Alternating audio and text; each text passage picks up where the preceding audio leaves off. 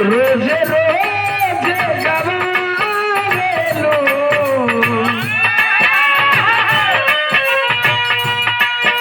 ये जग के सच्चाई नु बाते गवाले बुआ जो दुहाई नु बाते ये मारी तोहरा जैसन कौन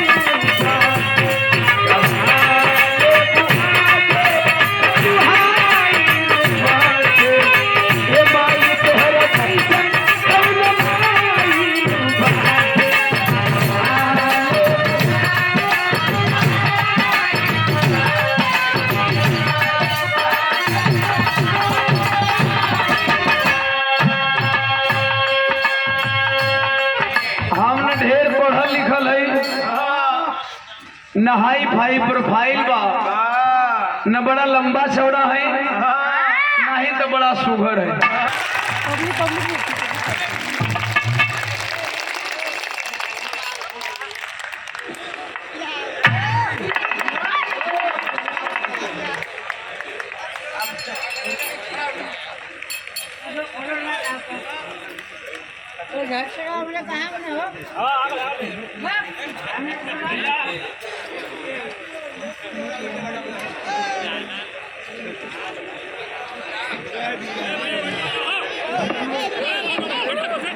भीम आर्मी ग्रुप गर्रा गर्ला भाई के द्वारा संविधान निर्माता भारत के भाग विधाता जिन्होंने संविधान में जब संविधान लिखा तो भारत के हर एक समुदाय, हर एक जाति, हर एक धर्मों के लिए बिना भेदभाव किए संविधान में एक मत का अधिकार दिया और उस एक मत के अधिकार से हर वर्ग के लोग मुखिया, प्रधान, वार्ड, जिला पंचायत मेंबर, सीएम से लेकर के पीएम तक, चपरासी से लेकर के डीएम तक अगर कोई बनता है तो वो बाबा साहब डॉक्टर बी आर अम्बेडकर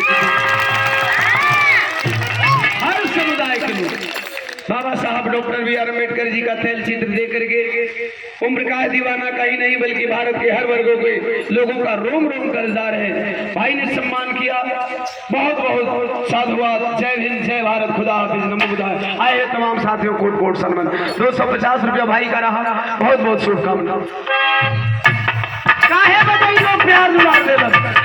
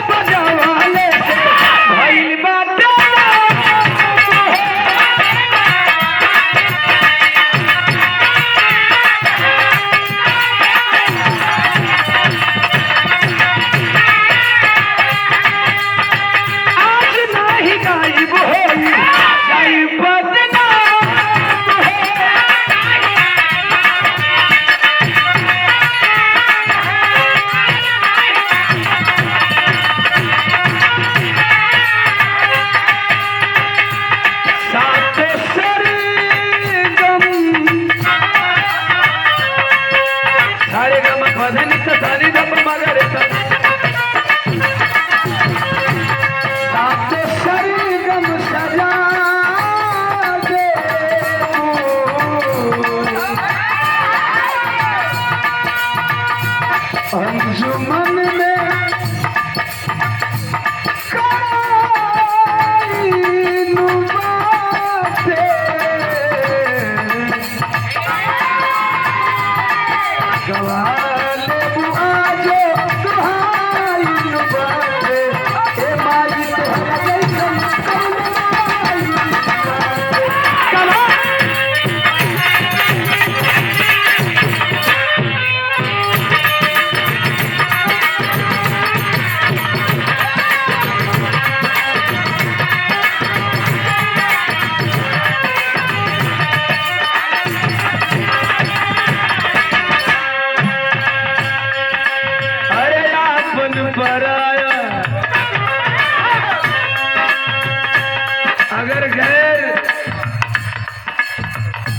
एक बार विरोध करे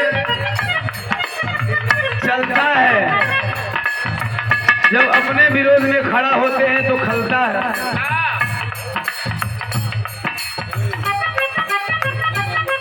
बहुत बड़े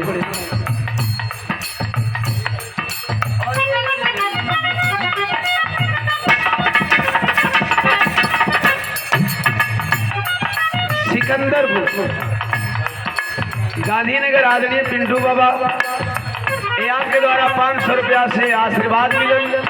बाबा के चरणों में प्रणाम। यही तरह आपका महिमा पूरे देश में गूंजत रहे। सबकर भला करी ता पीछे मानव का भला हो जाए। बेटवा कहा था आखिर हिम्मत जुटाई ली।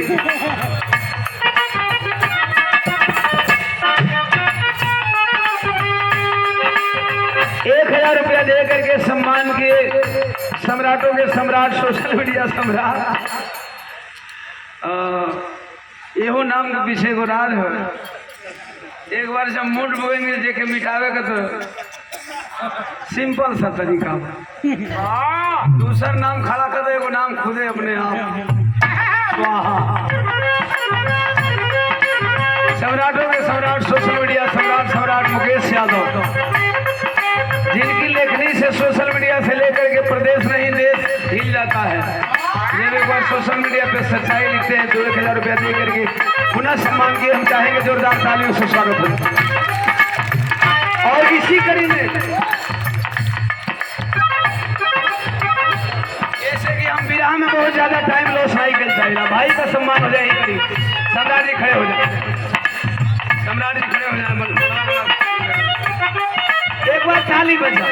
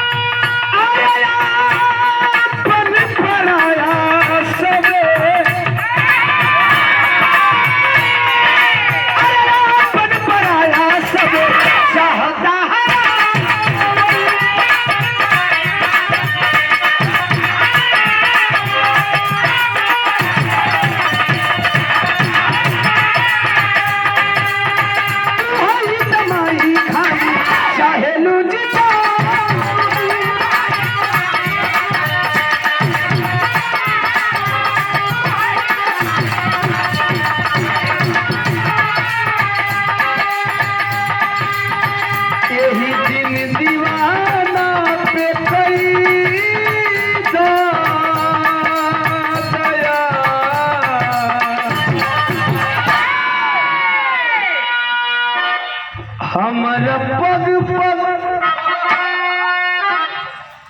पे खाइन बाटे,